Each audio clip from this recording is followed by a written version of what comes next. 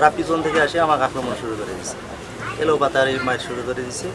হাতে হইলো hockey stick, তারপর হলো লোহার পাইপ দিয়ে আমাকে মার শুরু করে দিচ্ছে। এই যে আমার এই যে বামাতের হাড় ভেঙে গেছে, ডাইনাতের কবজি খুলে গেছে। আপনারা আমাকে সঠিক বিচার এটা করে দেবেন। ওই যে আমি ওই যে ওরা গাঁজা ইয়াবা বিক্রি করে সেটা আমি দেখছি, বা গাঁজা যখন সেবন করছে তখন আমি বারণ করছি, এটাই হলো আমার অপরাধ। ওদের ভয়ে কেউ এখানে যদি একজনকে মার্ডার করিয়ে দিয়ে যায়, কেউ প্রতিবাদ করতে সাহস পায় না যে কখন আমাদের কি করে বা তদন্ত চাইছে। আমি সরাসরি এসপির তদন্ত চাই। এসপির তদন্ত আসি যদি চাই তাহলে সবচেয়ে এটা ভালো হবে।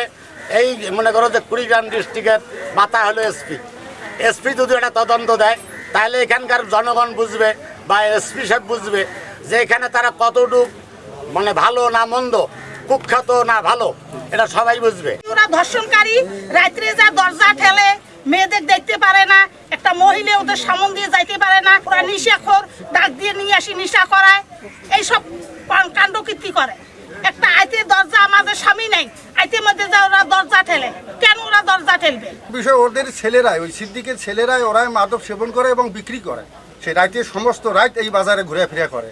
মানে সময় সময় আমি তাদেরকে বাধা দিই, তোরা এত রাত্রে এখানে ঘুরে ফিরে করেন কেন? আমার তো সমস্যা হয়, নিরাশা। এবং ওর একজন ভাগ্নে আছে, ওই যে ওর বাড়ি হলো ওই বাজারে, নাম নয়ন।